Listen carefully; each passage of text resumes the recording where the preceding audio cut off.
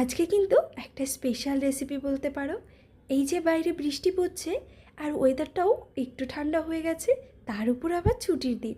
এইরকম দিনে যদি ফুলকো ফুলকো লুচি আর আলুর দম হয় তাহলে কেমন হয় বলো তো। সেই জন্যই কিন্তু সকাল সকাল ঘুম থেকে উঠেই চলে গেলাম একটা আলুর দম আর লুচি বানাতে। আজকে করছি আলুর দম।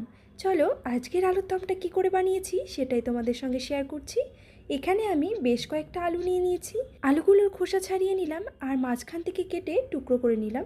আমি একটা আলু থেকে দুটো টুকরো করেছি, যেহেতু আলুগুলো ছোট সাইজের ছিল সেই জন্য। আর যদি খুব একটা বড় সাইজের আলু হয় তাহলে কিন্তু একটা আলু থেকে চারটে টুকরো করবে। চলো প্রথমে আলুগুলোকে খুব ভালো করে ভেজে নিই। আর চেষ্টা করবে এই আলুর দমটা একদম পুরোটাই সর্ষের তেলে রান্না করার। এখানে আমি কড়াইটা গরম করে কড়াইতে দিয়ে দিলাম পরিমাণ মতো সর্ষের তেল। এবার সেই তেলেই ডুমো ডুমো করে কেটে রাখা আলুগুলো দিয়ে লাল লাল করে ভেজে তুলে রেখে দিচ্ছি। আলুগুলো কিন্তু দেখো পুরো লাল লাল করে ভেজেছি। এই আলুটা কিন্তু ভেজেই রান্না করবে, সেদ্ধ করে রান্না করলে এই আলুর দমের টেস্টটা কিন্তু একদম চেঞ্জ হয়ে যাবে, অতটাও ভালো লাগবে না। সেই জন্য কিন্তু ভাজা আলুর টেস্টটা অনেক বেশি হয়। এবার ভেজে তুলে নেওয়ার পর কড়াইতে যে তেলটা রয়েছে ওই তেলের মধ্যে দিয়ে দিলাম গোটা গরম মশলা আর দিয়ে দিলাম গোটা জিরে। ফুটে উঠতেই এর মধ্যে দিয়ে দিচ্ছি এবার একটা মশলা। এই মশলাটার মধ্যে কি কি আছে সেটাই বলছি। আছে কিছুটা পরিমাণে পোস্ত, ভাঙা কাজু, রয়েছে চারমগজ, গোটা জিরে, আদা আর রয়েছে কাঁচা লঙ্কা। এখানে কিন্তু কোনো রকম পেঁয়াজ রসুন অ্যাড করিনি, একদম সম্পূর্ণ নিরামিষ বলতে পারো। নিরামিষ দিনে এরকম রেসিপি খেতেই পারো। অনেকের বাড়িতে শনিবারে কিন্তু নিরামিষের রেসিপি থাকে, তো সেই দিনটাই এরকম রেসিপি রান্না করে খেতেই পারো। যাই হোক, চলো মশলাটা ঢেলে দিয়ে ভালো করে কষিয়ে নিলাম। এর মধ্যে দিয়ে দিয়েছি পরিমাণ মতো নুন, একটু হলুদ গুঁড়ো, কিছুটা পরিমাণে কাশ্মীরি লঙ্কার গুঁড়ো দিয়ে ভালো করে কষিয়ে নিচ্ছি। দেখো মশলাটা ঢাকা দিয়ে কষিয়ে নিয়েছি, মশলা থেকে তেলটা ছেড়ে দিয়েছে, দেখে বোঝাই যাচ্ছে মশলাটা খুব ভালোভাবে কষে এসেছে। এবার এর মধ্যে ভেজে রাখা আলুগুলো দিয়ে দেব। ভেজে রাখা আলুগুলো দিয়ে আবারও একটু কষিয়ে নেব। কিছুক্ষণ কষিয়ে নিলাম। এবার এর মধ্যে দিয়ে দেব পরিমাণ মতো জল। দেখো মশলাটা কিন্তু কড়াইতে লেগে লেগে যাচ্ছে, তার মানে এবার আমার এর মধ্যে জল দিতেই হবে। আর যেহেতু চারমগজ আর কাজু রয়েছে সেই জন্যই কিন্তু মশলাটা লেগে লেগে যাচ্ছে, একদম কিন্তু লাগিয়ে ফেললে হবে না।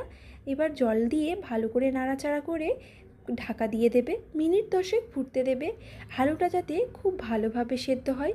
আর এই আলুর দমের গ্রেভিটা কিন্তু থাকবে একদম গায়ের সঙ্গে লাগা লাগা, দেখেই খেতে ইচ্ছা করবে। আর কালারটা দেখেছো, সত্যি অসাধারণ হয়েছে। এখানে কিন্তু আমি শুকনো লঙ্কা একদম অ্যাড করিনি, কাশ্মীরি লঙ্কার গুঁড়োতে যেটুকু কালার আসে সেটুকু কালারই কিন্তু হয়েছে। এবার দেখো আলুগুলো প্রায় সেদ্ধ হয়ে গেছে, আরও মিনিট 5 ফুটিয়ে নিলাম। আলু পুরোপুরি সেদ্ধ হয়ে গেছে। আর দেখো মশলাটা কিন্তু একদম আলুর গায়ে গায়ে লাগা লাগা মতো হয়ে গেছে, আর মশলা থেকে কিন্তু তেলও ছেড়ে দিয়েছে। এবার পুরো আলুর দমটা আমার রেডি। এবার আমি আলুর দমটা নামিয়ে নিচ্ছি।